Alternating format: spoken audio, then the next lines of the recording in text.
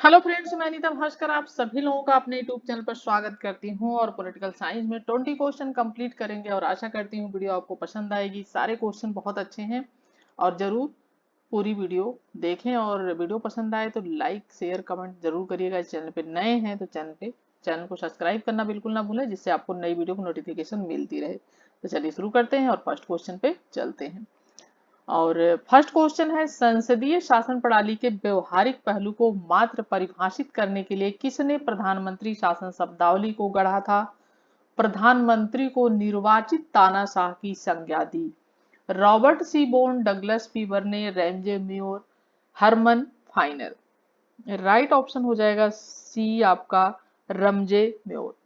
ठीक है, यहाँ पर राइट ऑप्शन जो हो जाएगा वो हो जाएगा सी, रमजेमोर। देखिए, रमजेमोर ने संसदीय शासन प्रणाली के व्यवहारिक पहलू को प्रधानमंत्री शासन शब्दावली को गढ़ा और प्रधानमंत्री को निर्वाचित उन्होंने तानाशाह की संज्ञा दी है। ठीक है, option C.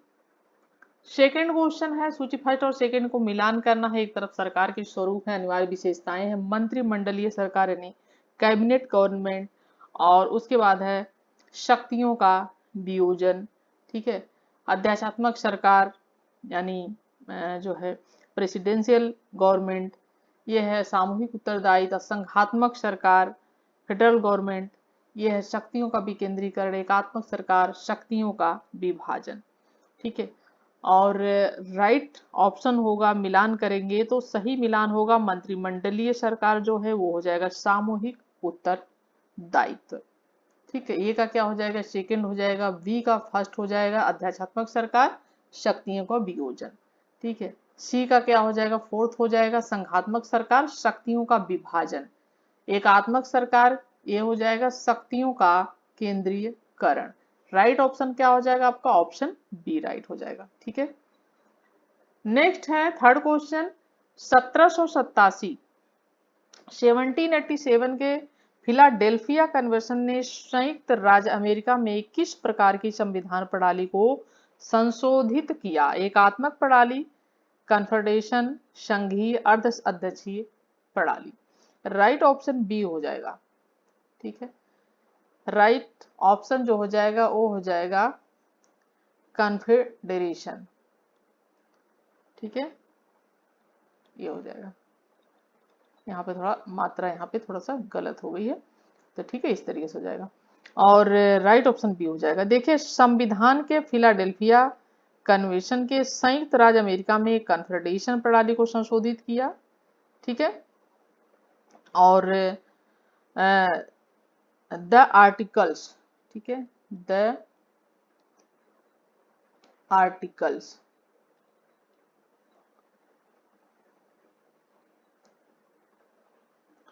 The articles of confederation.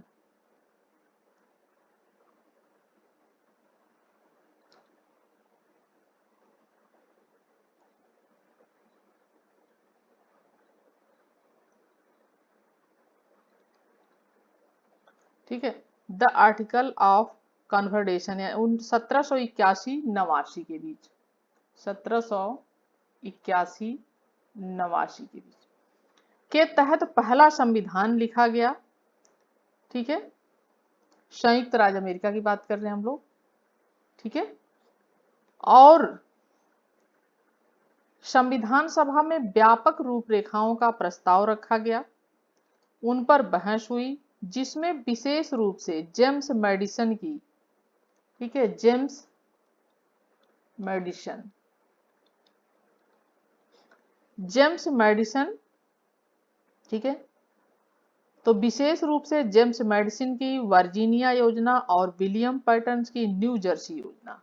ठीक है, वर्जीनिया योजना को नई सरकार के आधार के रूप में चुना गया और प्रतिनिधियों ने प्रत्येक शाखा यानी विधायी, कार्यकारी और न्यायिक के साथ एक संघीय सरकार के सामान्य खाका, ठीक है, पर आम सहमति व्यक्त की।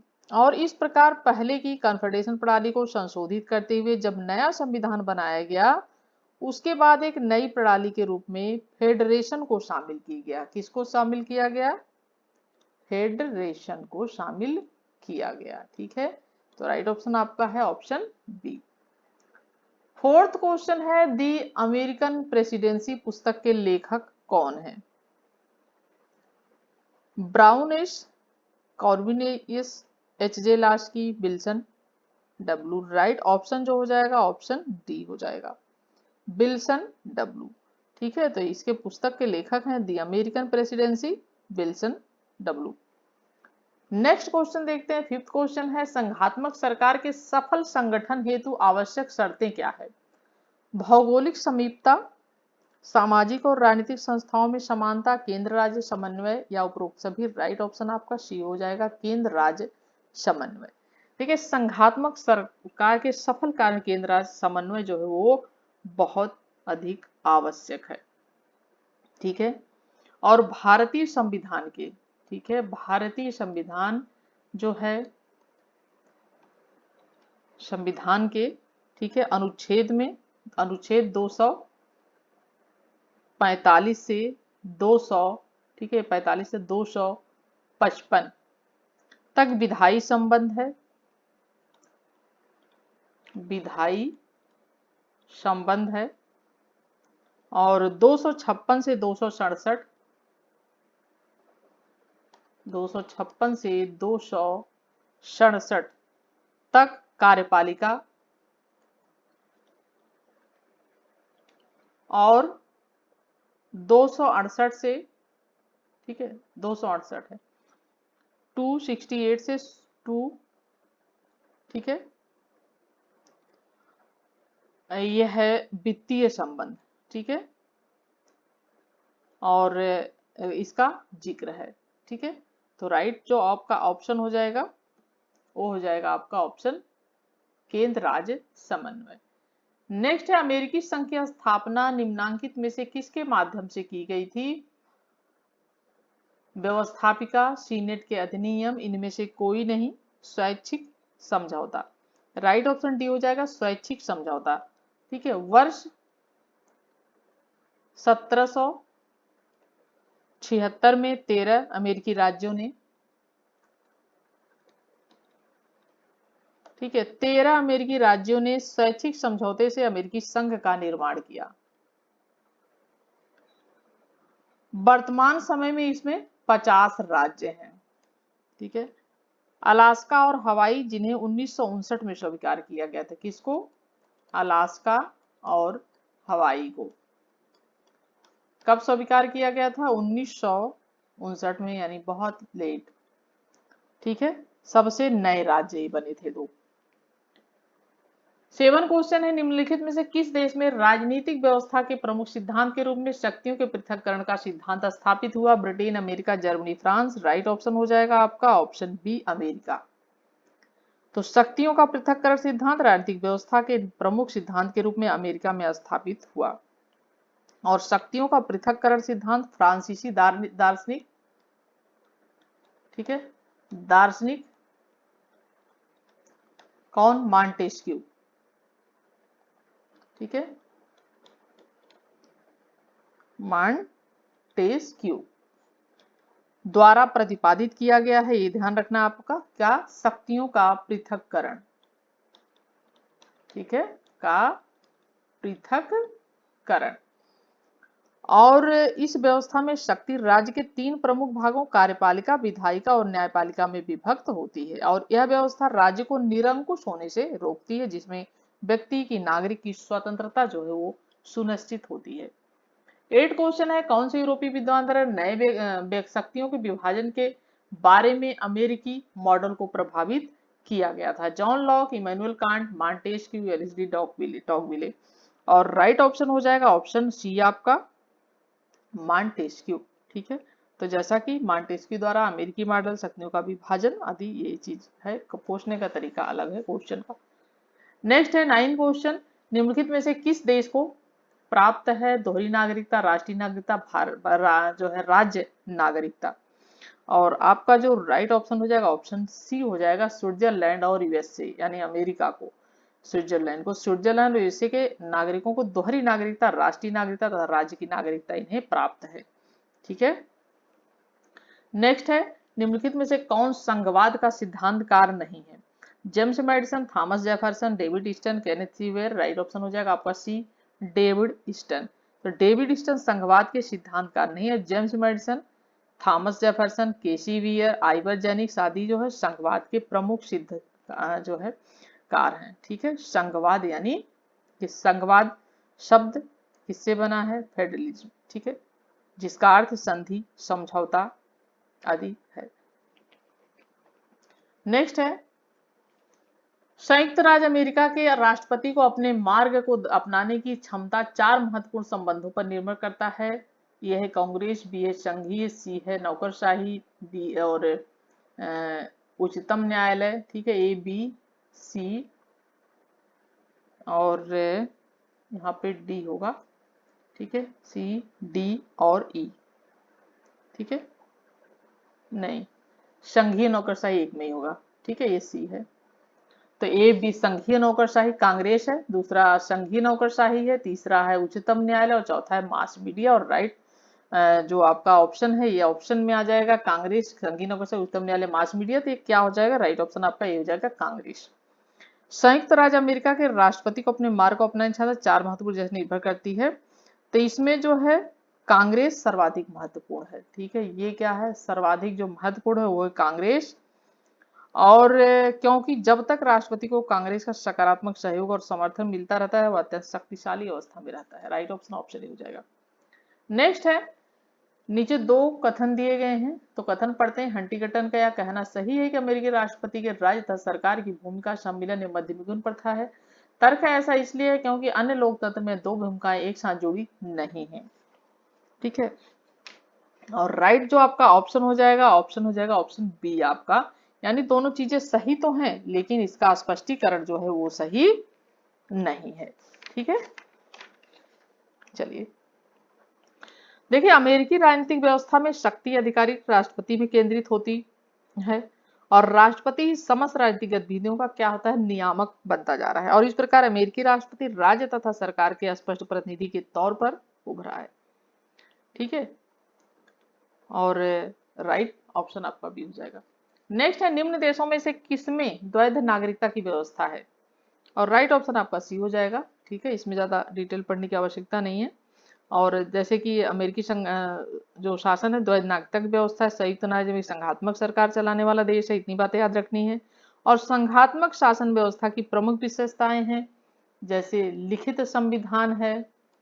ठीक है, कुछ मुख्य बातें हैं, लिखित संविधान है, दोहरी नागरिकता है, यानी राज्य की भी नागरिकता है, केंद्र की भी नागरिकता। अपने यहाँ क्या है? अपने यहाँ सिर्फ केंद्र की नागरिकता है, यानी पूरी राज्य केंद्र सब एक ही हमारे यहाँ है। ठीक है, केंद्र की नागरिकता है, यानी हम सिर्फ भारत के नागरिक हैं, ऐसा नहीं कि हम और भी कहीं के राज्य के भी नागरिक हैं। तीसरी बात है दोहरी शासन व्यवस्था, दोहरी शासन व्यवस्था भी होगी वहां पे। चौथी बात है शक्ति विभाजन, शक्ति विभाजन। चौथी बात है स्वतंत्र न्यायपालिका है। ठीक है, ये सारी चीजें हैं वहां पे, स्वतंत्र न्यायपालिका। राइट ऑप्शन सी हो जाएगा। नेक्स्ट है, एक संघीय प्रणाली में केंद्र सरकार को प्रदत्त शक्तियों की गणना संविधान करता है, तथापि कुछ निहित शक्तियां भी होती हैं। निहित शक्तियों का सिद्धांत किसके द्वारा प्रतिपादित किया गया था? भारत के सर्वोच्च न्यायालय द्वारा, अमेरिकी सर्वोच्च न्यायालय द्वारा, सरकारी आयोग द्वारा, उपरोक्त में से कोई नहीं। और 14 क्वेश्चन का जो राइट ऑप्शन हो जाएगा ऑप्शन बी हो जाएगा, अमेरिकी सर्वोच्च न्यायालय द्वारा। ठीक है, तो निहित शक्तियों के सिद्धांत का उदय किसी कानून के अंतर्गत नहीं वरन एक ऐसी परंपरा के रूप में है जिसमें बाद में सर्वोच्च न्यायालय के निर्णय के अनुसार मान्यता प्रदान की गई है और जो अमेरिका की संवैधानिक व्यवस्था का एक प्रमुख आधार माना गया है। और 1819 में मैक्लूज बनाम मैरीलैंड के विवाद में मुख्य न्यायाधीश मार्शल के द्वारा, ठीक है, मार्शल के द्वारा जो निर्णय दिया गया उससे निहित शक्तियों के सिद्धांत को मान्यता प्रदान की गई। तो राइट ऑप्शन हो जाएगा ऑप्शन बी। 15 क्वेश्चन है, निम्नलिखित में से किस देश का संविधान एक संघीय दृष्टांत का नहीं है? संयुक्त राज्य America, Switzerland, Australia, great Britain. और राइट ऑप्शन क्या हो जाएगा? ऑप्शन डी हो जाएगा, ग्रेट ब्रिटेन। ठीक है, तो ग्रेट ब्रिटेन यानी ब्रिटेन का संविधान जो है संघीय न होकर एकात्मक शासन व्यवस्था है। ठीक है, एकात्मक शासन व्यवस्था है और एकात्मक शासन व्यवस्था में सारी शक्तियां केंद्र बिंदु संघीय सरकार होती है। और एकात्मक राज्यों के अनुदाहरण है जापान और फ्रांस। ठीक है, यहाँ भी एकात्मक शासन है। नेक्स्ट है, निम्नलिखित में से कौन सी एक अध्यक्षीय सरकार की विशेषता? एकल न्यायिक व्यवस्था, सरकार की संघीय व्यवस्था, शक्तियों का पृथक्करण, शक्तियों का विभाजन, और राइट ऑप्शन सी हो जाएगा शक्तियों का पृथक्करण। 17 क्वेश्चन है आपका। 17 क्वेश्चन है, संयुक्त राज्य अमेरिका में राष्ट्रपति प्रणाली सर्वाधिक सफलतापूर्वक कार्य करता है, जिसका कारण है मजबूत द्विदलीय व्यवस्था प्रणाली या एक सुनिर्धारित संविधान, न्यायिक पुनरावलोकन है, समाज में अल्प अंतर विरोध। राइट ऑप्शन डी हो जाएगा, समाज में अल्प अंतर। देखिए, संयुक्त राज्य अमेरिका में अध्यक्षात्मक शासन प्रणाली विद्यमान है और यहाँ का भूभाग जो है विस्तृत है और विस्तृत होते हुए भी अमेरिका में सामाजिक रूप से अल्प अंतर विरोध देखा जाता है, जिससे संविधान उस पर जो आधारित नीतियों हैं उसका जो नियमन है वो विविधतापूर्ण समाज वाले देशों में तुलनात्मक रूप से बेहतर ढंग से किया जाता है। ठीक है, और राइट ऑप्शन आपका हो जाएगा डी।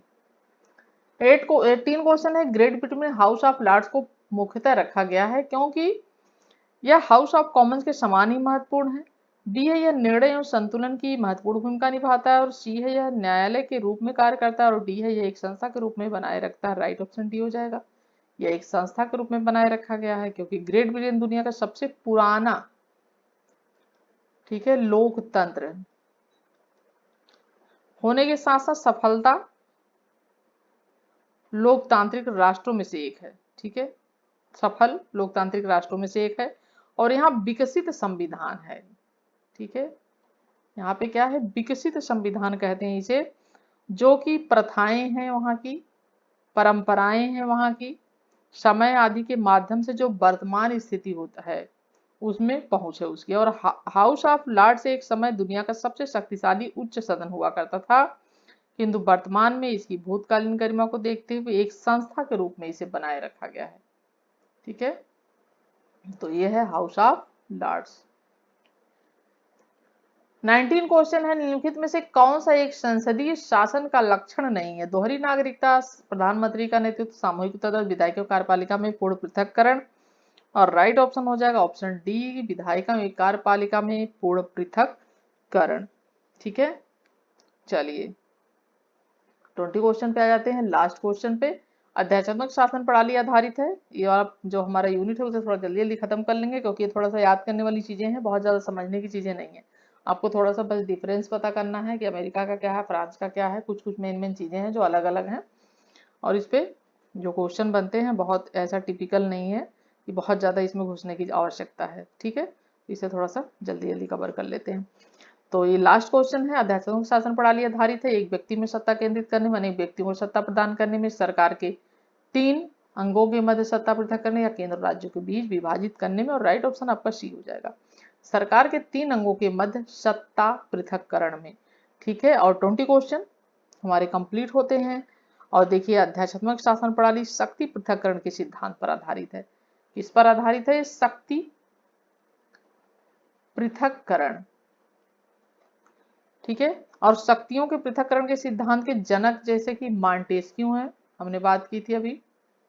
ठीक है, ये भी ध्यान रखें, शक्तियों के पृथक्करण से, जिसमें कि व्यवस्थापिका, कार्यपालिका और न्यायपालिका सभी एक दूसरे पृथक स्वतंत्र रहकर भी अपने अपने क्षेत्रों में कार्य करते हैं।